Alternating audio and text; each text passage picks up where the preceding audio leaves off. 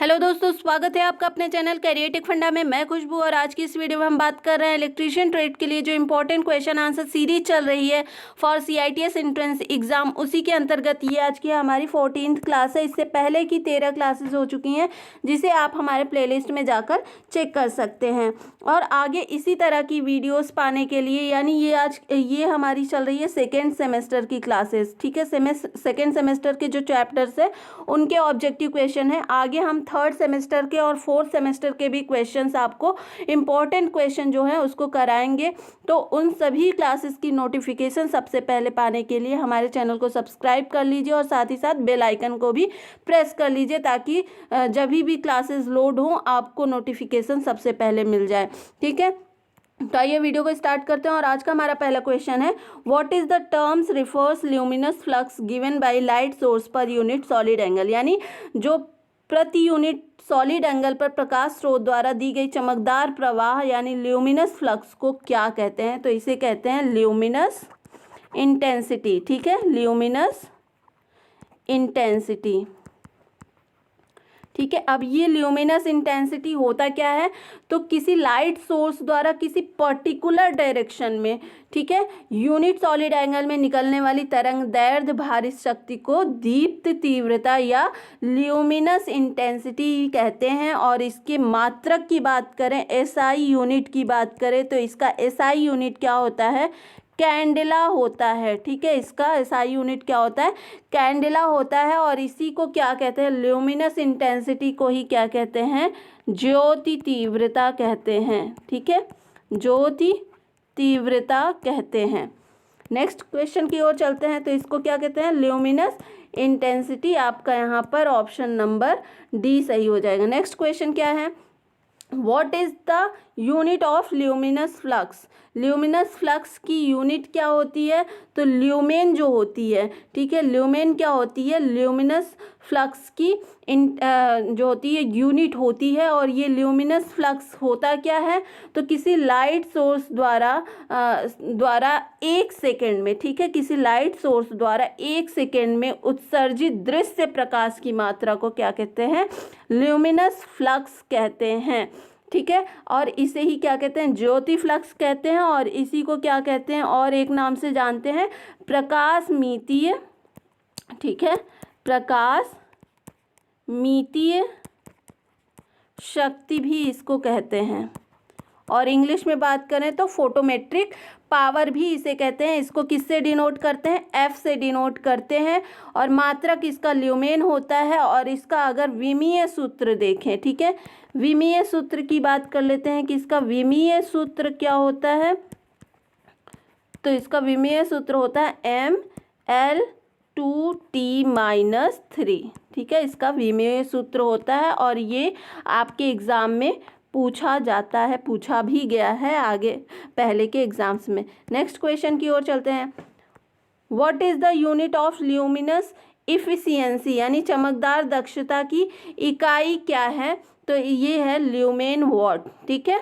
Lumen what जो है वो ल्यूमिनस इफिशियंसी की इकाई है। और ये क्या है, it is also known as, मतलब इस ल्यूमिनस इफिशियंसी को और क्या कहते हैं, रेडिएटिव इफिशियंसी, ठीक है, रेडिएटिव इफिशियंसी के नाम से भी इसको जानते हैं, ठीक है। तो क्वेश्चन में अगर आपसे रेडिएटिव इफिशियंसी का यूनिट पूछे तो भी आपका क्या होगा, ल्यूमेन वॉट होगा, ठीक है। नेक्स्ट क्वेश्चन की ओर चलते हैं। नेक्स्ट क्वेश्चन क्या है, how the rate of evaporation in a vacuum bulb is reduced?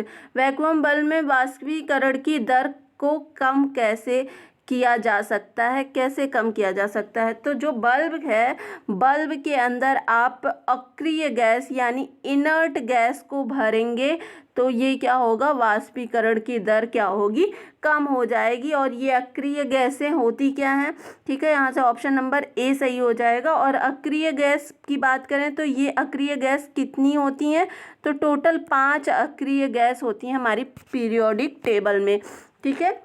Chemistry में आपने पीरियोडिक टेबल पढ़ा होगा, उसमें जो अक्रिय गैसों की संख्या है टोटल 5 हैं। और ये कौन कौन सी हैं, तो हीलियम है, हीलियम को किससे डिनोट करते हैं, He से।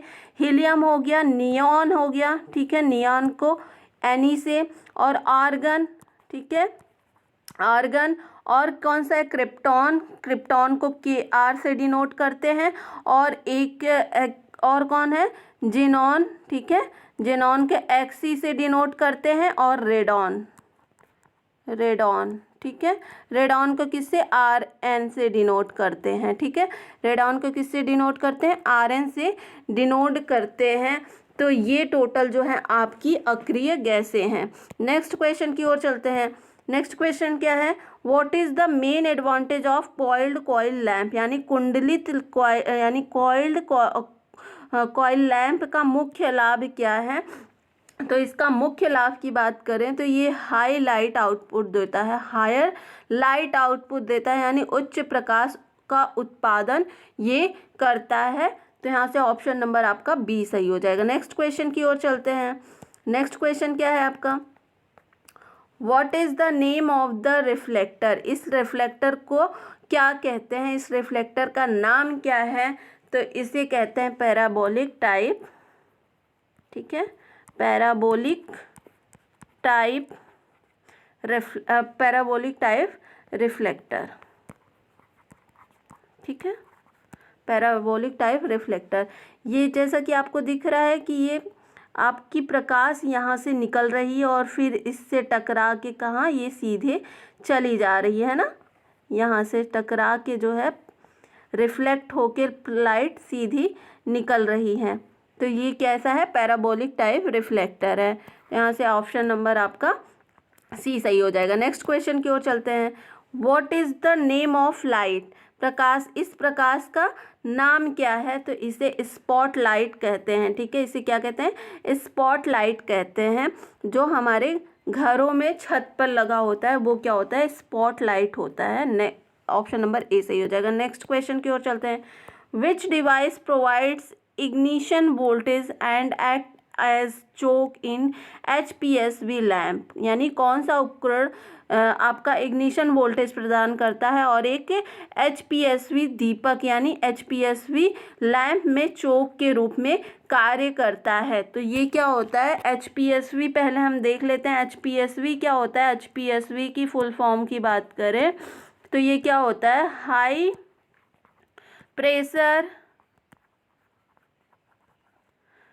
Pressure S for sodium, V for vapour, ठीक है, वेपर,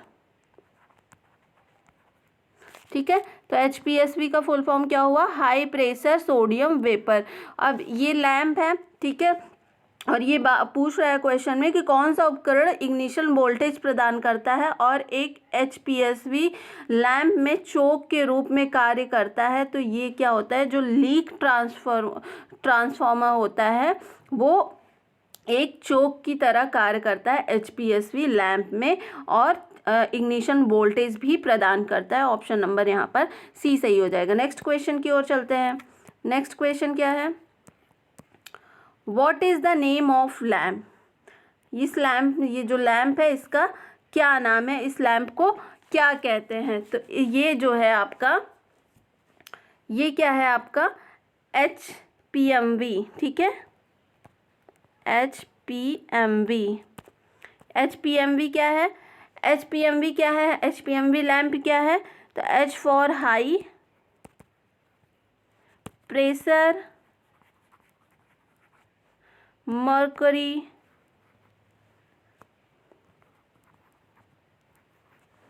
वेपर लैम्प, ठीक है, ये क्या है, HPMV लैम्प है, MA type. Option number D सही हो जाएगा। नेक्स्ट क्वेश्चन की ओर चलते हैं।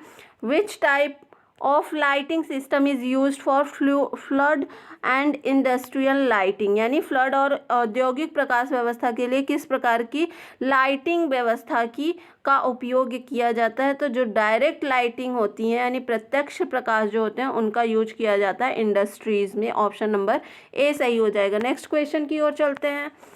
Which is the cold cathode lamp. Cold cathode lamp क्या है? तो ये कोल्ड कैथोड लैम्प क्या होता है? ये ठंडे लैम्प होते हैं, ठीक है, ठंडे लैम्प होते हैं, और इनका आयनीकरण की जो प्रक्रिया होती है, आयोनाइजेशन की जो प्रोसेस होती है, वो ठंडी अवस्था में ही होती है इस लैम्प में, ठीक है। तो ये पूछ रहा है ये कोल्ड कैथोड लैम्प कौन सा है? तो ये जो आपका नियॉन साइन लैम्प होता है वो कोल्ड कैथोड लैम्प होता है। ऑप्शन नंबर बी सही हो जाएगा। नेक्स्ट क्वेश्चन की ओर चलते हैं।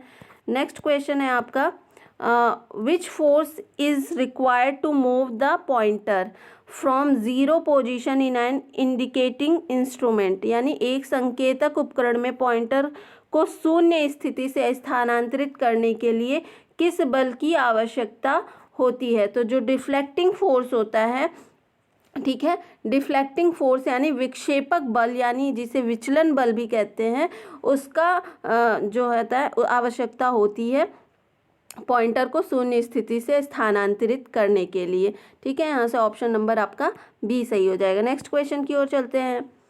Which is the position to use the instrument provided with gravity control. यानी गुरुत्वाकर्षण नियंत्रण के साथ प्रदान किए गए उपकरण का उपयोग करने की स्थिति कौन सी है? यानी जो ग्रेविटेशनल फोर्स होता है उसमें जो इंस्ट्रूमेंट प्रोवाइड किया जाता है उसको हम किस प्रकार से, कौन सी स्थिति में यूज कर सकते हैं? तो वर्टिकल पोजीशन में आप यूज करते हैं, ठीक है, ग्रेविटी कंट्रोल में करने के लिए। ऑप्शन नंबर यहाँ पर बी सही हो जाएगा। नेक्स्ट क्वेश्चन की ओर चलते हैं।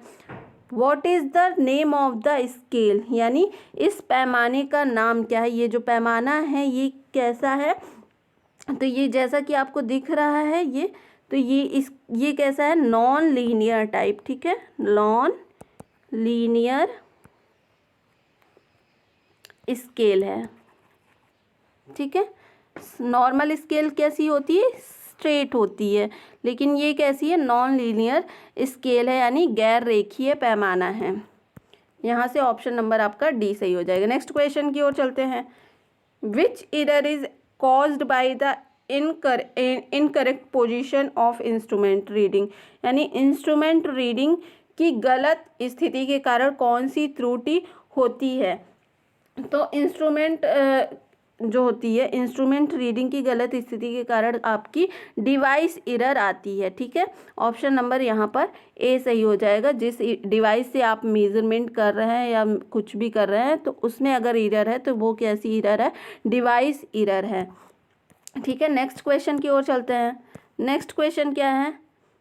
विच instrument is use to measure 1 ohm and below 1 ohm resistance value accurately. यानी 1 ओम और 1 ओम से नीचे प्रतिरोध मान को मापने के लिए किस उपकरण का यूज किया जाता है? तो यहाँ पर सन टाइप ओम मीटर का यूज किया जाता है आपका 1 ओम या 1 ओम से नीचे का जो रेजिस्टेंस होता है उसको मापने के लिए, ठीक है। ऑप्शन नंबर यहाँ पर सी सही हो जाएगा। नेक्स्ट क्वेश्चन की ओर चलते हैं। What is the purpose of the third terminal provided in advanced mega ohm meter. यानी उन्नत मेगा ओम यानी एडवांस्ड मेगा ओम मीटर में प्रदान किए गए थर्ड टर्मिनल का उद्देश्य क्या होता है? तो इसका उद्देश्य होता है जो आप रीडिंग ले रहे हैं, है ना, किसी चीज़ की रीडिंग ले रहे हैं, किसी मशीन की रीडिंग ले रहे हैं, तो उसमें ऑसिलेशन ना हो, यानी उसमें दोलन ना हो, ठीक है, दोलन ना हो, इसके लिए आप एडवांस्ड मेगा ओम मीटर का यूज करते हैं, ठीक है। अब ये ऑसिलेशन आपका किस वजह से होता है?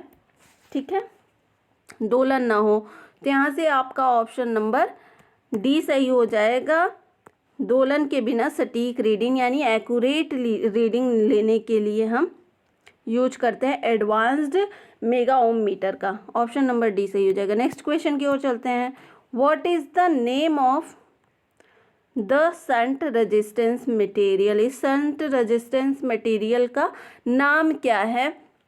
तो इसे मैग्नीन कहते हैं, ठीक है, मैग्नीन कहते हैं।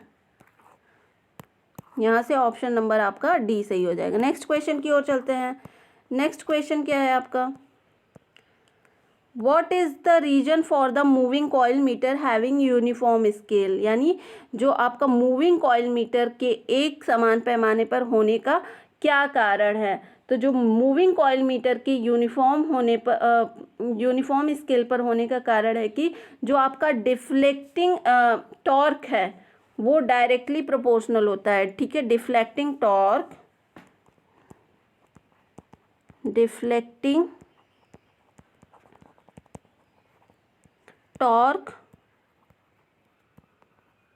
Is directly proportional to current.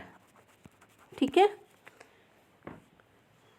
Deflecting torque आपका करंट के डायरेक्टली प्रोपोर्शनल होता है। ठीक है, तो यहाँ से आपका आंसर नंबर ए सही हो जाएगा। जो आपका डिफ्लेक्टिंग टॉर्क है वो करंट के डायरेक्टली प्रोपोर्शनल होता है। नेक्स्ट क्वेश्चन की ओर चलते हैं। Which error if the energy meter disc rotating continuously on no load, यदि ऊर्जा मीटर डिस्क बिना किसी लोड के लगातार घूमती है तो कौन सी त्रुटि है इसमें। तो ये जो है क्रिपिंग एरर की वजह से जो आपका एनर्जी डिस्क होता है, एनर्जी मीटर डिस्क होता है, वो बिना लोड के लगातार घूमती है। और ये जो आपका क्रीपिंग एरर है वो किस कारणों से हो सकता है, किन किन कारणों से हो सकता है। तो ये रीजंस होते हैं आपके वाइब्रेशन के कारण, यानी कंपन के कारण ये एरर आता है। ठीक है, मशीन में अगर बहुत ज़्यादा वाइब्रेशन हो रही है तो उसके कारण। और दूसरा क्या है, मैग्नेटिक फील्ड के कारण भी ये होता है, ये एरर। ठीक है, और थर्ड क्या है आपका, विभव कुंडली में अतिरिक्त वोल्टेज। ठीक है, एक्सेस वोल्टेज के कारण, एक्सेस वोल्टेज के कारण भी ये क्रीपिंग एरर आता है। नेक्स्ट क्वेश्चन की ओर चलते हैं। What is the effect on CT if its secondary is kept, secondary यहाँ पर वाइंडिंग होगा। ठीक है, secondary winding is kept open, यदि आपका सीटी का द्वितीयक वाइंडिंग खुला रखा जाता है तो इस पर क्या प्रभाव होगा। जो आपका सीटी है, सीटी का फुल फॉर्म क्या होता है, आपका सीटी का फुल फॉर्म होता है करंट, ठीक है, करंट ट्रांसफार्मर। आप ये शॉर्ट फॉर्म भी याद रखिएगा, इन शॉर्ट फॉर्म से फुल फॉर्म आपके क्वेश्चंस बनते हैं कि एचपीएमवी का फुल फॉर्म बताइए, ठीक है, सीटी का फुल फॉर्म बताइए। तो ये आपको फुल फॉर्म याद होने चाहिए। तो सीटी का मतलब होता है करंट ट्रांसफार्मर। इसका उपयोग किसी अन्य सर्किट में बहने वाली धारा को मापने के लिए करते हैं, यानी किसी सर्किट में आपका करंट को मेज़र करने के लिए सीटी का यूज किया जाता है। और अगर सेकेंडरी जो आपका सेकेंडरी वाइंडिंग है वो खुला रह जाता है तो क्या होगा, ये आपकी सेकेंडरी वाइंडिंग जल जाएगी। ठीक है, खुला रह जाएगा तो क्या होगा, सीटी की द्वितीय कुंडली क्या होगी, जल जाएगी। नेक्स्ट क्वेश्चन की ओर चलते हैं। What is the purpose of variable resistors connecting across shunt type ohm meter? Shunt प्रकार ओम मीटर से जुड़े परिवर्तित प्रतिरोध का क्या उद्देश्य होता है। तो जो आपको पॉइंटर है, ठीक है, किसी स्केल का आपका पॉइंटर जो है, पॉइंटर को जीरो एडजस्टमेंट के लिए, ठीक है, जीरो एडजस्टमेंट के लिए जीरो एडजस्टमेंट में एडजस्ट करने के लिए जो है आपका सन टाइप ओम मीटर से जुड़े परिवर्तित धारा यानी वेरिएबल रेजिस्टेंस का उद्देश्य, मेन उद्देश्य होता है। ठीक है, पॉइंटर को जीरो पर एडजस्ट करना, यानी यहाँ पर आपका ऑप्शन नंबर डी सही हो जाएगा, adjust the pointer to zero adjustment. Next question की ओर चलते हैं। Which material is use to make control spring in measuring instruments, यानी मापने वाले उपकरणों में नियंत्रण यानी कंट्रोलिंग स्प्रिंग बनाने के लिए किस सामग्री का यूज किया जाता है। तो यहाँ पर फास्फर जो ब्रॉन्ज होता है, इस मटेरियल का यूज किया जाता है कंट्रोल स्प्रिंग बनाने के लिए। ऑप्शन नंबर डी सही हो जाएगा। Next question. Which electrical effect that the single phase energy meter works, यानी सिंगल फेज एनर्जी मीटर कौन से विद्युत प्रभाव पर काम करता है, तो ये आपका इंडक्शन इफेक्ट पर कार्य करता है। ठीक है, ये किस पर कार्य करता है, इंडक्शन इफेक्ट पर कार्य करता है।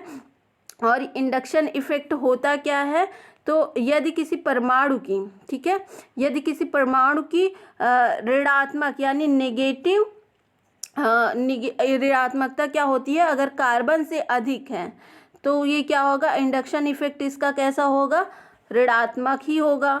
और यदि आपका जो विद्युत का ऋणात्मकता जो है वो कार्बन की तुलना में कम होगी तो इंडक्शन इफेक्ट क्या होगा, पॉजिटिव होगा, यानी धनात्मक होगा। ठीक है, तो ये इंडक्शन इफेक्ट पर कार्य करता है, ऑप्शन नंबर बी सही हो जाएगा। आज का हमारा आखिरी सवाल, which is the position to use the instrument provide with spring control, यानी स्प्रिंग कंट्रोल नियंत्रण के साथ प्रदान किए गए उपकरण का उपयोग करने की स्थिति, सबसे बेहतर स्थिति क्या है, तो ये किसी भी पोजीशन में आप इस स्प्रिंग कंट्रोल में जो उपकरण है उसका यूज कर सकते हैं किसी भी पोजीशन में। ऑप्शन नंबर यहाँ पर ए सही हो जाएगा। ठीक है, तो आज की क्लास में बस इतना ही। आई होप आपको ये क्लास पसंद आई होगी। अगर पसंद आई है तो वीडियो को लाइक और चैनल को सब्सक्राइब ज़रूर कर दीजिए। मिलते हैं नेक्स्ट वीडियो में नई क्लास के साथ, तब तक के लिए बहुत बहुत धन्यवाद।